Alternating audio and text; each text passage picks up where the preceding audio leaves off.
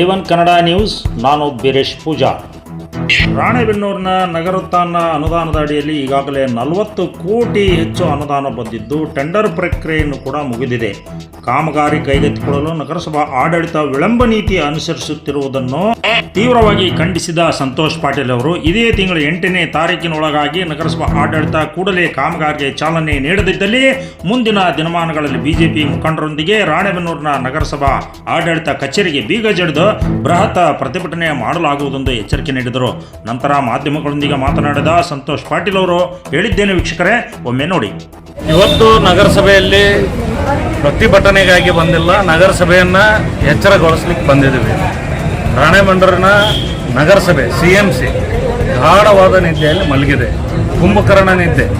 ಕುಂಭಕರ್ಣನ ಎಬ್ಸಾಕಿ ಏನೇನೋ ಸೈನ್ಯ ಅದು ಇದು ಎಲ್ಲ ಹಲ್ಲಿಗೆ ಎಲ್ಲ ಹೊಡಿತಿದ್ರು. ಬಹುಶಃ ಅವ್ನು ಕುಂಭಕರ್ಣರ ಹೇಳ್ತಾನೆ, ರಾಣೆಬೆನ್ನೂರು ನಗರಸಭೆ ಬಹುಶಃ ಹೇಳಲಿಕ್ಕಿಲ್ಲ ಅಂತ ನಾನು ಭಾವಿಸ್ತೇನೆ.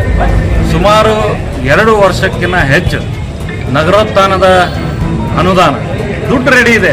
ಈಗ ದುಡ್ಡು ರೆಡಿ ಇಲ್ಲಪ್ಪ, ದುಡ್ಡು ಬರ್ತಾ ಇಲ್ಲ, ತೊಂದರೆ ಆಗುತ್ತೆ ಅಂತ ಯೋಚನೆ ಮಾಡೋದಾದ್ರೆ ದಟ್ಸ್ ಅ ಡಿಫ್ರೆಂಟ್ ಸ್ಟೋರಿ.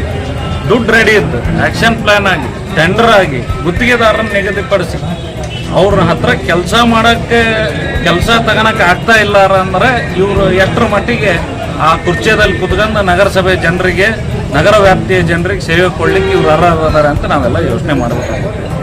ನಮ್ಮ ಹಳೆ ಮಾಗೋಡ್ ರಸ್ತೆ, ನಮ್ಮ ಕುರುಬಗೇರಿಯ ರಸ್ತೆ, ಕಮಲಾನಗರದ ರಸ್ತೆ, ನಮ್ಮ ಸ್ಮಶಾನದ ಹಿಂದಿನ ರಸ್ತೆ, ಈ ಥರ ಹಲವಾರು ಕಾಮಗಾರಿಗಳನ್ನು ನಮ್ಮ ನಗರೋತ್ಥಾನದ ಯೋಜನೆ ಅಡಿಯಲ್ಲಿ ಕಾಮಗಾರಿಗಳನ್ನು ತಗೊಂಡ್ರೆ ಸುಮಾರು 2 ವರ್ಷಗಳ ಕಳೆದ್ರು ಈಗಿನ ಪರಿಸ್ಥಿತಿಗೆ ಇವ್ರು ಕೆಲಸ ಮಾಡೋಕ್ಕೆ ರೆಡಿ ಇಲ್ಲ.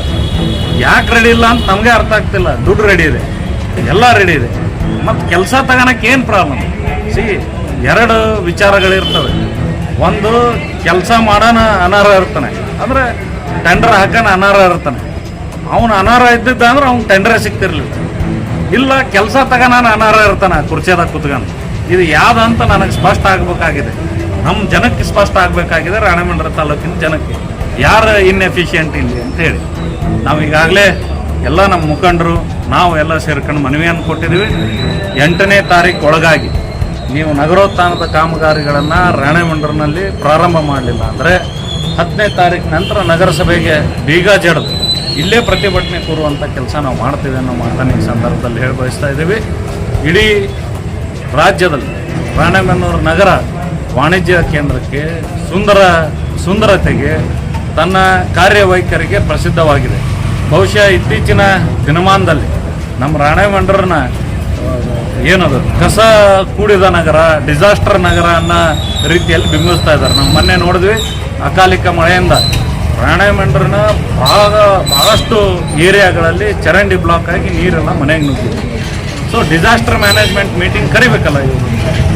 ಏನು ತೊಂದರೆ ಆಗ್ತಾ ಇದೆ, ಆ ತೊಂದರೆ ಅಡ್ರೆಸ್ ಮಾಡೋಕ್ಕೆ ನಾವು ಏನು ಮಾಡಿದ್ವಿ ಅನ್ನೋದನ್ನು ನಗರಸಭೆ ಡಿಸೈಡ್ ಮಾಡ್ಬೇಕು. ನಾನು ಮನವಿಯನ್ನು ಮಾಡ್ತೇನೆ ಕಮಿಷನರಿಗೆ, ತಮ್ಮ ಮುಖಾಂತರ ಆಡಳಿತಾಧಿಕಾರಿಗೆ ಮನವಿಯನ್ನು ಮಾಡ್ತೇನೆ. ನಿಮ್ಮ ಕೈಲೇ ನಮ್ಮ ಊರಿಗೆ, ನಮ್ಮ ಜನಕ್ಕೆ ಕೆಲಸ ಮಾಡೋಕ್ಕಾದ್ರೆ ದಯವಿಟ್ಟು ಮಾಡಿರಿ. ಇಲ್ಲ ಅಂದರೆ ದಯವಿಟ್ಟು ತಮ್ಮ ಸ್ಥಾನವನ್ನು ತೆರವುಗೊಳಿಸ್ರಿ, ಆರಾಮ ಹೋಗ್ರಿ, ಬಂದರೆ ಯಾರು ಕೆಲಸ ಮಾಡ್ತಾರೆ. ಈಗ ನೀವೇ ಇದ್ರಿ ಅಂದರೆ, ಇದೇ ಥರ ವರ್ಕಿಂಗ್ ನೇಚರ್ ನೀವು ಮುಂದುವರಿಸಿದ್ರಿ ಅಂದರೆ ಬಹುಶಃ ರಾಜ್ಯದಲ್ಲಿ ರಾಣೆಬೆನ್ನೂರು ಹೆಸರು ಹಾಳಾಗತ್ತೆ. ಆ ಹೆಸರು ಹಾಳಾಗೋಕ್ಕೆ ನಾವು ಭಾರತೀಯ ಜನತಾ ಪಾರ್ಟಿ ಮುಖಂಡರು ಮತ್ತು ನಮ್ಮ ಎಲ್ಲ ಯುವ ಮಿತ್ರರು ಯಾವ ಕಾರಣಕ್ಕೂ ನಾವು ಬಿಡೋಂಗಿಲ್ಲ ಅನ್ನೋ ಮಾತನ್ನು ಈ ತಮ್ಮ ಮುಖಾಂತರ ಸ್ಪಷ್ಟಪಡಿಸಿ ಕೊನೆಯದಾಗಿ ನಾವು ನಗರಸಭೆ ಕಮಿಷನರಿಗೆ ಮನವಿಯನ್ನು ಮಾಡ್ತಿದ್ವಿ. ನೀವು 8ನೇ ತಾರೀಕು ಒಳಗೆ ಕಾಮಗಾರಿಗಳನ್ನು ಪ್ರಾರಂಭ ಮಾಡಲಿಲ್ಲ ಅಂತ ನಾವು 10ನೇ ತಾರೀಕಿನಿಂದ ನಗರಸಭೆಗೆ ಬೀಗ ಜಡಿದು ಆಮರಣ ಅಂತ ಹೋರಾಟವನ್ನು ಆ ಭಾಗದ ಜನ ಎಲ್ಲ ಸೇರ್ಕೊಂಡು ಮಾಡ್ತೀವಿ ಅನ್ನೋ ಮಾತನ್ನು ಈ ಸಂದರ್ಭದಲ್ಲಿ ಹೇಳ್ತೀನಿ. BJP ಅವಧಿಯಲ್ಲಿ ಕೂಡ ರಾಣೆಬೆನ್ನೂರು ತುಂಬ ಮಳೆ ಬಂದಾಗ ಎಲ್ಲ ಅಂದ್ರೆ ಅಲ್ಲಿ ನೀರು ನುಗ್ಗಿದೆ. ಹಾಗಾದ್ರೆ ಅವಾಗ ಕಾಮಗಾರಿನ ಹಿಂಗೆ ವಿಳಂಬ ಆತಂತೀರಾ? ಸರ್, ಅವಾಗಿಂದನೂ ಡಿಸಾಸ್ಟರ್ ಮ್ಯಾನೇಜ್ಮೆಂಟ್ಗಿದೆ, ಆ ತೊಂದರೆ ಆಗಬಾರ್ದು ಅನ್ನೋದಕ್ಕೆ ನಗರೋತ್ಥಾನದಲ್ಲಿ ಅನುದಾನವನ್ನು ತಗೊಂಬಂದರು. ಸನ್ಮಾನ್ಯ ಯಡಿಯೂರಪ್ಪನವರು ಮತ್ತು ಬಸವರಾಜ ಬೊಮ್ಮಾಯಿ ಅವರ ನೇತೃತ್ವ ಸರ್ಕಾರದಲ್ಲಿ ಐತಿಹಾಸಿಕವಾಗಿ, ನೀವು ರಾಣೆಬೆನ್ನೂರು ಇತಿಹಾಸವನ್ನು ತೆಗೆದು ನೋಡ್ರಿ, 40 ಕೋಟಿ ದುಡ್ಡು ಅಭಿವೃದ್ಧಿಗೆ ಎಂದೂ ಬಂದಿಲ್ಲ ರಾಣೆಬೆನ್ನೂರು. ಐತಿಹಾಸಿಕವಾಗಿ ಅಪ್ಪರ್ ತುಂಗದಿಂದ 40 ಕೋಟಿ ಅನುದಾನವನ್ನು ಕೊಡುವಂಥ ಕೆಲಸ BJP ಮಾಡ್ತದೆ. ಯಾಕೆ 40 ಕೋಟಿ ಕೊಡ್ತಂದ್ರೆ ಇವನ್ನೆಲ್ಲ ಮ್ಯಾನೇಜ್ ಮಾಡಲಿ ಅಂತ ಕೊಡ್ತು. ಕಾರಣಾಂತರದಿಂದ ಜನರ ಮ್ಯಾಂಡೇಟ್ ಬೇರೆ ಸರ್ಕಾರಕ್ಕೆ ಸಿಕ್ಕ ನಂತರ ಬಂದಂಥ ಅನುದಾನನ ಯಶಸ್ವಿಯಾಗಿ ಬಳಸ್ಕೊಂಡು ಆ ಗುರಿ ಏನಿರುತ್ತೆ ಅಂದರೆ ಫಂಡ್ ಅಲೋಕೇಶನ್ ಗೋಲ್ ಅದನ್ನು ಗುರಿಯನ್ನು ಮುಟ್ಟುವಂಥ ಕೆಲಸ ಆಡಳಿತಾರೂಢ ಪಾರ್ಟಿಗಿರುತ್ತೆ, ಸರ್ಕಾರಕ್ಕಿರುತ್ತೆ. ಅದರಲ್ಲಿ ಅವರು ವಿಫಲ ಆದಾಗ ನಾವು ಅನುದಾನ ತಂದರ ಕೆಟ್ಟರು ಏನು ಅನುದಾನ ಉಪಯೋಗ ಸಮರ್ಪಕವಾಗಿ ಬಳಸ್ಕೊಳ್ಳೋಕೆ ಆಗ್ಲಾರ್ದರ ಕೆಟ್ಟರು ಅನ್ನೋದನ್ನು ಜನ ಯೋಚನೆ ಮಾಡ್ತಾರೆ. ನೋಡಿದ್ರಲ್ಲ ವೀಕ್ಷಕರೇ, ಈ ಸುದ್ದಿಯನ್ನು ಇಷ್ಟ ಆಗಿದ್ದರೆ ತಡ ಯಾಕೆ ಮಾಡ್ತೀರಾ? ಇಂಥ ತಾಜಾ ಸುದ್ದಿಗಳನ್ನು ತಾವು ಮೊದಲು ನೋಡಲು ನಮ್ಮ ಚಾನಲನ್ನು ಸಬ್ಸ್ಕ್ರೈಬ್ ಮಾಡ್ಕೊಳ್ಳಿ, ಲೈಕ್ ಮಾಡಿ, ಶೇರ್ ಮಾಡಿ ಅಂತ ಹೇಳ್ತಾ ಮುಂದಿನ ಮತ್ತೊಂದು ಭಾರಿ ಸುದ್ದಿಯೊಂದಿಗೆ ಭೇಟಿಯಾಗೋಣ. ಅಲ್ಲಿವರೆಗೂ ನಮಸ್ಕಾರ.